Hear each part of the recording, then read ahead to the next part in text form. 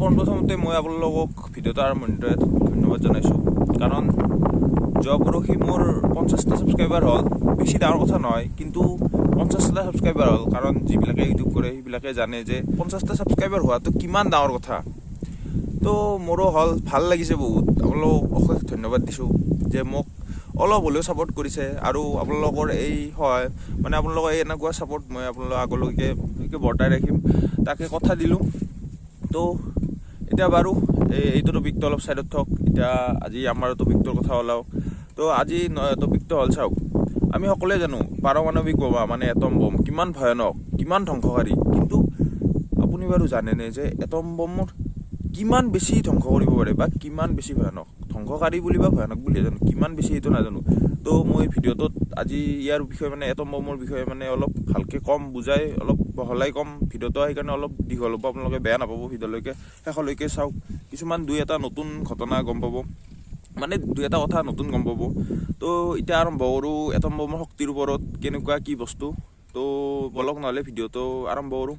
তো 16 জুলাই 1945 চনত new Mexico Trinity site বুলি ঠাইটুকুৰাত প্ৰথম পাৰমাণৱিক বোমা টেষ্ট কৰা হৈছিল, য'ত এই বোমাটো যোনে মানে এটা প্ৰজেক্ট আছিল বোমাটো বনোৱা প্ৰজেক্টটো এনেকুৱা আছিল 1000 দিনৰ ভিতৰত মানে বোমাটো বনাব লাগে।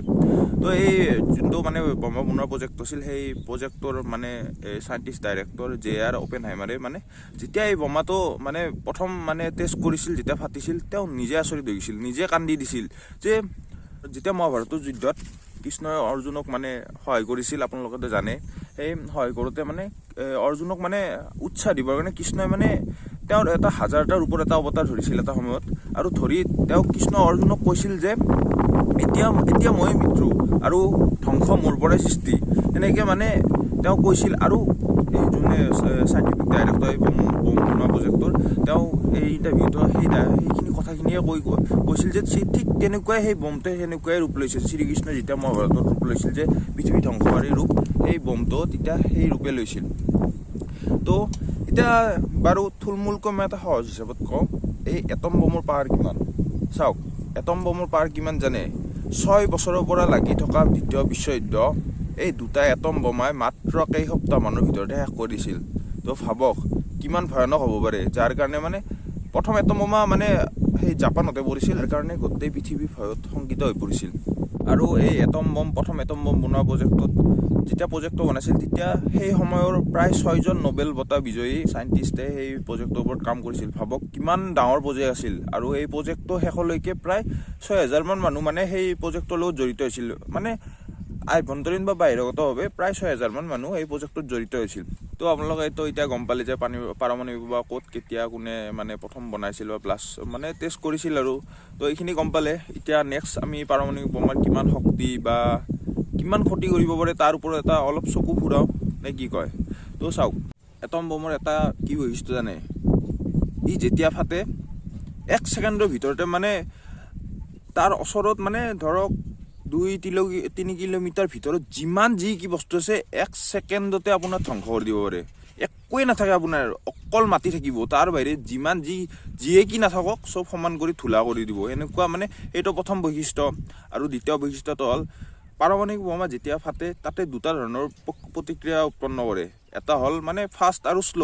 মানে ফাষ্টটো হ'ল, চাওক, যেতিয়া বমটো ফাটে তেতিয়া আপুনি গমেই পায় যে এনেকুৱা ধ্বংস হয়। ছেকেণ্ডটো শ্ল'টো হ'ল মানে যেতিয়া বমটো ফাটি সেই হয়, তেতিয়া বায়ুৰ লগত থোৱা কিবা কিবি কেমিকেল মিক্স হয়, আৰু এইবিলাক কেমিকেলে মানুহক পংগু কৰে, কিবা কিবি ধৰ ছালৰ বেমাৰ কৰে, এই বহুত কিবা কিবি প্ৰব্লেম কৰে, উশাহ নিশাহত কষ্ট পায়।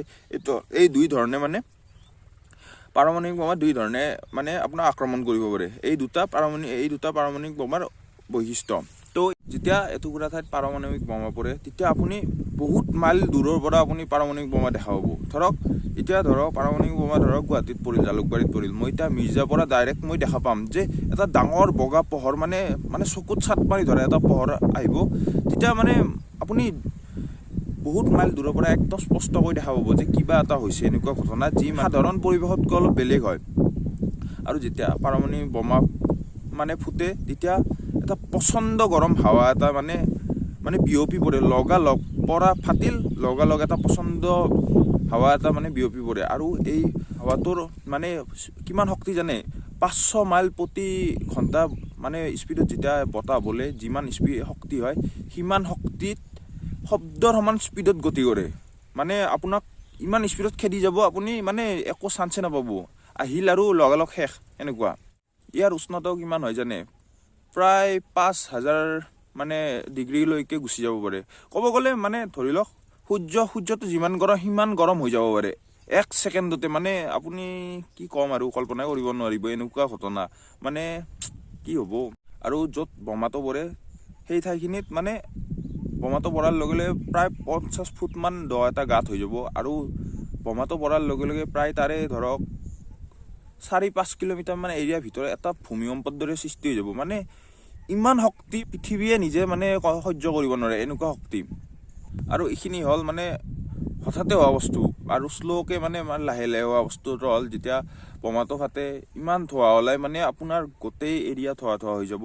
একো দেখা নাপায় অকল ধোঁৱা হৈ যাব আৰু এই ধোঁৱাখিনি যেতিয়া আপোনাৰ শ্বাস প্ৰশ্বাসত যাব আপোনাৰ উশাহ নিশাহত কষ্ট হ'ব মূৰৰ বিষ হ'ব তেজ বমি হ'ব এনেকুৱা মানে বস্তু হ'ব লাহে লাহে আপোনাৰ ইমিউনিটি চিষ্টেমে মানে বেলেগ বেমাৰৰ লগত যুঁজিব নোৱাৰা হ'ব আপোনাৰ মানে আপুনি মানে চিৰদিনৰ কাৰণে আপোনাৰ জীৱনটো শেষ হৈ যাব থাকিও মানে একদম নথকাৰ দৰে হৈ যাব মৰা মানুহৰ দৰে হৈ যাব এনেকুৱা অৱস্থা হৈ যাব তো এতিয়াতো গম পালে কিমান শক্তি কিমান ভয়ানক হ'ব পাৰে এটা এটম বম পৰিলে বোমাটো শক্তি ইমানে শক্তিশালী যে চাওক কিছুমান প্ৰাকৃতিক দুৰ্যোগ হওক বা সন্ত্ৰাসবাদ হওক সেইবিলাকে কিমান ক্ষতি কৰে আপোনালোকেতো জানে এখন দেশ মানে শেষ কৰি দিব পাৰে কিন্তু এই বোমাটো ইমান শক্তি তাতকৈ 20 গুণ বেছি ক্ষতি কৰিব পাৰে যদি সেনেকুৱা বোমা ভাৰত আৰু চীনৰ দৰে জনসংখ্যা থকা দেশত পৰে তেতিয়াহ'লে ভাবক কিমান মৰিব জানে প্ৰায় 10-20 লাখ মানুহ কাৰণ আধুনিক যুগৰ বোমাটো দেই আগৰ দিনত নহয় মানে যেতিয়া নাগাচাকিত পৰিছে সেইটো নহয় আধুনিক যুগত যদি বোমা ভাৰত চাইনাৰ দৰে দেশত পৰে 1 ছেকেণ্ডৰ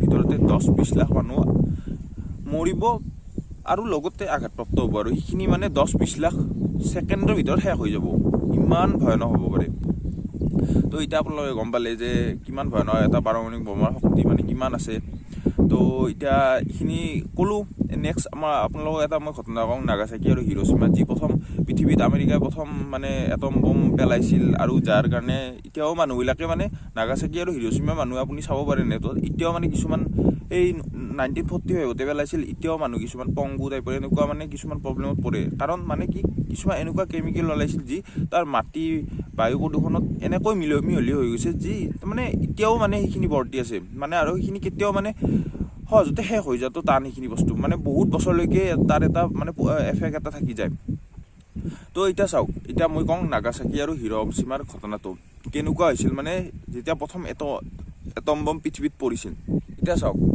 1945 চনত মানে বিশ্বযুদ্ধৰ শেষ অৱস্থা আহি পৰিছিল চব দেশ মানে অভাৱৰ লগত যুঁজি আছিল মানে সকলো মানে শক্তি শেষ হৈ গৈছিল 6 বছৰৰ পৰা এখন যুদ্ধ লাগিলে কোন দেশৰ কি থাকিব ভাবক আৰু জাপানৰ অৱস্থা মানে একদম বেয়া হৈ আহিছিল আৰু সিহঁতৰ বহুত অভাৱ হৈছিল তেওঁলোকৰ লগত ইন্ধন নাছিল খোৱা বস্তু নাছিল এনেকুৱা আছিল এই জাপানৰ লগত ইমানেই অভাৱ হৈছিল যে সেই তেতিয়াৰ দিনত ৰাজপথ সেনাবাহিনী গাড়ীৰ বাহিৰে একো গাড়ীয়ে চলা নাছিল সাধাৰণ মানুহে অকল চাইকেল লৈ খোজকাঢ়িয়ে মানে অহা যোৱা কৰিছিল তাৰ বাহিৰে একো অপশ্যনে নাছিল তো এনেকৈ 6 আগষ্ট 1945 ৰাতিপুৱা 7 বজাত জাপানী ৰাডাৰে দক্ষিণ পাৰৰ পৰা এখন আমেৰিকান বিমান অহা দেখা পালে আৰু সেই বিশ্বযুদ্ধৰ সময়ত জাপানক ক'লে পেট্ৰলৰ ইমান নাটনি হৈছিল যে সেই বিমানখনক প্ৰতিৰোধ কৰিবলৈ জাপানৰ কোনো এখন মানে যুঁজাৰু বিমান যাব নোৱাৰিলে তো সেই প্ৰথম যেতিয়া এই বিমানখন আহিছিল 7 বজাত সেই বিমানখন আহিছিল অকল মানে ঠাইখিনি য'ত মানে বম পেলাব সেইখিনি ঠাইখিনি মানে অলপ বতৰ কেনেকুৱা কি চাই ল'ব আৰু সেইখন চাই লৈ জাপানৰ ওপৰে উৰা মাৰিলে তাৰে ঠিক 8:09 B-29 এনোলা গে নামৰ এখন বিমান আহিল আৰু সেই বিমানখন আহি যেতিয়া হিৰোশ্বিমা ওপৰ পালে তাৰ লগে লগে কৰ্নেল পল টেবিটছৰ এটা আদেশ আহিল এতিয়া সকলো তোমালোকৰ ওপৰত আৰু সেই আদেশ শুনাৰ লগে লগে এনোলা গেৰ পৰা এটা লিটিল বয় নামৰ বোমা পৃথিৱীলৈ নামি আহিল আৰু সেই বোমাটো পৃথিৱী পাওঁতে প্ৰায় 44 ছেকেণ্ড লাগিছিল আৰু তীব্ৰ বতাহৰ ফলত এই লিটিল বয় বোমাটো নিজৰ মূল লক্ষ্যস্থলীৰ পৰা প্ৰায় 250 মিটাৰ দূৰত্বত সাৰ্জিকেল ক্লিনিক নামৰ ঠাইৰ এটুকুৰাত পৰিল আৰু বুম 1 ছেকেণ্ডৰ ভিতৰতে হিৰোশ্বিমা চহৰৰ বুকুত থকা সকলো বস্তু শেষ হৈ গৈছিল, নোহোৱা হৈ গৈছিল। আৰু যেতিয়া বমটো ফাটিছিল তাৰ মানে ধোঁৱাত প্ৰায় 3000 মান ফুট ওপৰলৈকে উৰিছিল।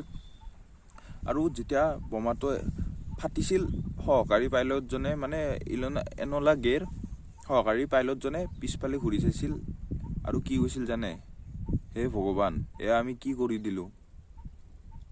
আৰু তাৰে অলপ সময় পিছতে আমেৰিকাৰ ৰাষ্ট্ৰপতি, তেতিয়াৰ ৰাষ্ট্ৰপতি আৰু তেওঁ ঘোষণা কৰি অলপ পিছত মানে ৰেডিঅ'ত ঘোষণা কৰি দিলে যে জাপানত তেওঁলোকে এটম বম পেলাইছে। আৰু এই এটম বোমাটোৰ শক্তি ইমান যে তেওঁলোকে আজিলৈকে যিমান মানে ডাঙৰ বোমা পেলাইছে, শক্তিশালী বোমা পেলাইছে, তাতকৈ 2000 গুণ বেছি শক্তিশালী আছিল। আৰু তেওঁলোকে মানে কৈছে যে জাপানে সোনকালে চাৰেণ্ডাৰ কৰক, নহ'লে আৰু এনেকুৱা বম মানে পেলোৱাৰ তেওঁলোকে প্ৰস্তুতি চলাই আছে। এনেকৈ তেওঁ ৰেডিঅ'ৰ আগত সাক্ষাৎকাৰত কৈছে। ইমানখিনি ধ্বংস হোৱাৰ পিছতো জাপানী সেনাই আমেৰিকা সেনাৰ আগত মানে আত্মসমৰ্পণ কৰা নাছিল। আৰু তাৰ ফলস্বৰূপে 3 দিন পিছত মানে 9 আগষ্টত আমেৰিকাৰ পৰা আৰু এখন বিমান আহিল পৰমাণু বোমা লৈ। আৰু সেইখন আহি পালে জাপানৰ কোকোৰা বুলি এখন স্থানত। কিন্তু সিদিনা মানে অলপ সেইখিনি ঠাইখিনি মেঘ অলপ বেছি আছিল, সেইকাৰণে সিহঁতে মানে সেইখিনি সেইটো লক্ষ্যটো মানে চেঞ্জ কৰি ল'লে। আৰু নেক্সট টাৰ্গেট হ'ল সিহঁতে বেলেগ এটা লক্ষ্য অভিমুখে যাত্ৰা কৰিলে। আৰু সেই ঠাইখিনি আছিল নাগাচাকি। আৰু প্ৰায় 11:03 মান বজাত সেই আমেৰিকান বিমানখনে ফেটমেন নামৰ প্ৰায় 4005 কিলো ওজনৰ এটা প্ৰকাণ্ড বোমা পেলাই দিলে। আৰু সেই বোমাটো ওপৰৰ পৰা প্ৰায় 55 ছেকেণ্ড পৃথিৱীলৈ গতি কৰিছিল। আৰু পৃথিৱী পোৱাৰ পৰা প্ৰায় 500 মিটাৰ ওপৰতে বোমাটো ফাটি গৈছিল। আৰু এই ঘটনাটো এজন মানে জাপানৰ এজন নাগৰিকে তেওঁ ইণ্টাৰভিউ এটাত কৈছিল যে তেওঁ এনেকৈ কৈছিল যে আপোনালোকে নৰক দেখিছেনে নাজানো, কিন্তু আপুনি বিশ্বাস কৰক, যিদিনা মানে সেই বোমটো নাগাচাকিত পৰিছিল সেইদিনা জাপানখন এনে হৈছিল যে নৰকখন সিদিনা নামি আহিছে। আৰু সেই মানুহজনে বোমটো ফুটাৰ কিছু সময় পিছত মানে তেওঁ য'ত আগতে ঘৰ আছিল তালৈকে মানে গতি কৰিছিল। আৰু তাত তেওঁৰ মা দেউতা আৰু পৰিয়াল আছিল। কিন্তু তেওঁ যেতিয়া ঘৰৰ আগেৰে পাৰ হৈছিল তেতিয়া মানে তেওঁৰ য'ত ঘৰ আছিল তাত একোৱে দেখা নাপালে। আৰু সেই মানুহজনে কেথলিক ধৰ্ম মানে, য'ত মানে মানুহ মৰাৰ পিছত তেওঁ ডেড বডিটো পোতা হয়। আৰু সেই মানুহজনে তাত গৈ একো বিচাৰিয়ে নাপালে। মানে তেওঁৰ পৰিয়ালক মানে সেইখিনি তেওঁ ধৰ্ম অনুসৰি মাটিত পোতাকে মানে একো বিচাৰিয়ে নাপালে, অকল মাটি আছে তাতে একোৱেই নাছিল। তো এনেকৈ মানে সেই মানুহজনে ইণ্টাৰভিউত কৈছিল মানে কেনেকুৱা আছিল সেইটো মানে আভাস এটা দিছিল। আৰু নাগাচাকিৰ এই বোমটোত প্ৰায় 70,000 মানুহ মৃত্যু ঘটিছিল। আৰু হিৰোশ্বিমাত যেতিয়া বোমটো পৰিছিল তেতিয়া হিৰোশ্বিমাৰ 250,000 জনসংখ্যাৰ 30% মানে প্ৰায় 60,000 মানুহ থিতাতে মৰিছে। জাপানত বোমাটো পৰিছিল তেতিয়ালৈকে মানুহবিলাকে পাৰমাণৱিক বোমা কি একো বুজিয়ে পোৱা নাছিল, মানে দেখাই নাছিল একো।